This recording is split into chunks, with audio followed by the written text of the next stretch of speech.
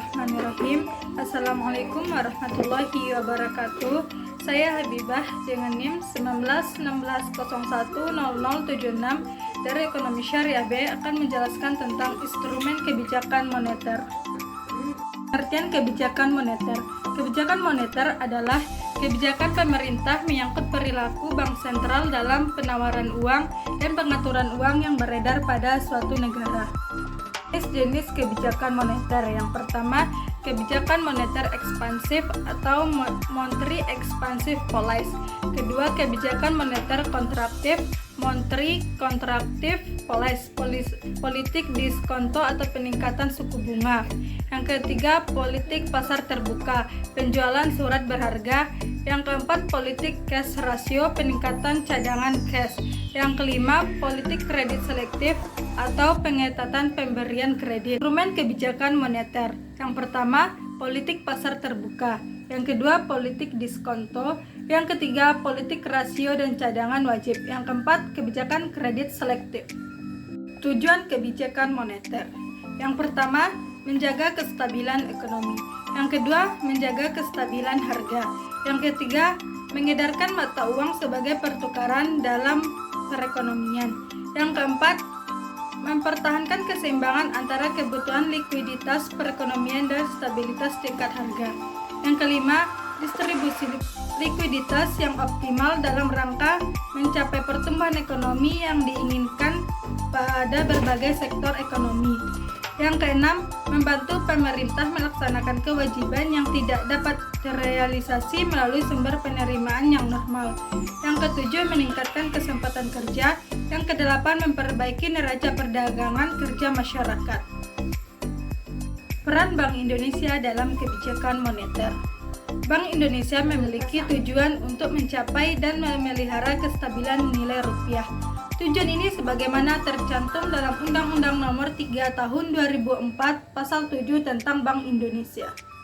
Indikator stabilitas ekonomi. Yang pertama, kesempatan kerja. Yang kedua, kestabilan harga. Yang ketiga, neraca pembayaran internasional. Kesenjangan kebijakan moneter. Kesenjangan moneter mempengaruhi pertumbuhan di sektor perbankan. Di sektor perbankan, pertumbuhan kredit tahun 2005 sebesar 24,34%. Ternyata berada di bawah angka pertumbuhan kredit tahun 2004 yang sebesar 27,01%.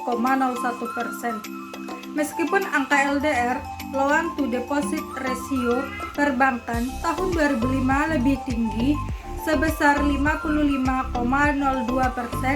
daripada LDR tahun 2004 sebesar 49,95%. Namun jumlah kredit yang telah disetujui bank namun tidak ditarik terus meningkat, di mana akhir tahun 2005 mencapai 151,9 triliun.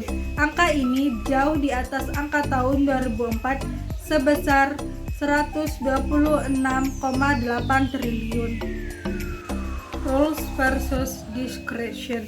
Gambaran tentang rules versus discretion yaitu kerangka dasar untuk mengevaluasi kebijakan moneter menunjukkan bahwa harapan tenaga tentang masa depan inflasi dan cara di mana mereka harapan terbentuk memiliki peran penting dalam membentukkan hasil makroekonomi dalam perekonomian. Dengan kata lain, keadaan saat ini ekonomi tersebut tergantung pada ekspektasi inflasi ke depan yang diperkirakan akan terpengaruh oleh perubahan kebijakan yang diharapkan di masa depan. Dampak perubahan kebijakan yang diharapkan di masa depan variabel makroekonomi saat ini menyebabkan ide bahwa ada keuntungan yang jelas untuk transparansi dalam melakukan kebijakan moneter, kurang ada kepastian tentang kebijakan masa depan. Semakin mudah bagi agen akan membentuk ekspektasi tentang masa depan.